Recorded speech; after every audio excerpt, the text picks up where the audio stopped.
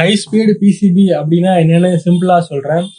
PCB போர்டில் travel ஆகிற signals வந்து அதிக ஸ்பீட்ல டிரான்ஸ்மிஷன் ஆகும். இந்த சிக்னல்ஸை எப்படி நம்ம ஹை ஸ்பீடு அப்படின்னு கன்சிடர் பண்ணுவோம்னா, சிக்னல்ஸ் உடைய rise time and fall time ரொம்ப ஃபாஸ்டா இருக்கும். லைக் 0.5 நேனோ செகண்ட் 1 நேனோ செகண்ட்ல இருக்கும். Rise time and fall time அப்படின்னா என்னன்னு சிம்பிளா சொல்றேன். இப்போ வீட்டில் ஃபேன் இருக்கு, சுவிட்ச் போட்ட உடனே ஃபேன் ஃபாஸ்டா சுத்துதா, இல்லைன்னா கொஞ்சம் கொஞ்சமா அப்படியே ஸ்பீடா ஆயிடுதுன்னா ஃபுல் ஸ்பீட்ல சுத்துது.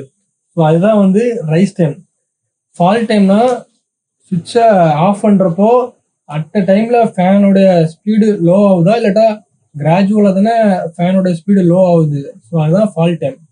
பிசிபி போர்டில் போடுற ட்ரேசஸ் வந்து ஹை ஸ்பீடா இருந்துச்சு அப்படின்னா அது ஜஸ்ட் வயரா மட்டும் ஆட் பண்ணாது, அது ஒரு டிரான்ஸ்மிஷன் லைனா ஆக்ட் ஆகும். ஸோ இந்த ஹை ஸ்பீடை ப்ராப்பரா டிசைன் பண்ணலைன்னா என்னென்ன இஷ்யூஸ் வரும், லைக் டேட்டா கரப்ஷன் ஆகும், டேட்டா டிஸ்டார்ஷன், சம்டைம்ஸ் சென்ட் பண்ற டேட்டா ஸ்லோ ஆகும். ஃபார் எக்ஸாம்பிள், இப்போ ஒரு யூஎஸ்பி கேபிள் மூலியமா மொபைல் போன்ல இருந்து லேப்டாப்க்கு ஒரு டேட்டா டிரான்ஸ்ஃபர் பண்றீங்கன்னா அது ப்ராப்பரா ரிசீவ் ஆகாது.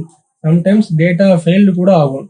ஸோ அந்த மாதிரி இஷ்யூஸ் வரக்கூடாதுன்னா பிசிபி டிசைன் ஆஸ்பெக்ட்ஸ்ல இந்த பேராமீட்டர்ஸ்லாம் நம்ம ஃபாலோ பண்ணணும். இதெல்லாம் impedance control, transmission line, differential pair, cross talk, return path, signal integrity, power integrity.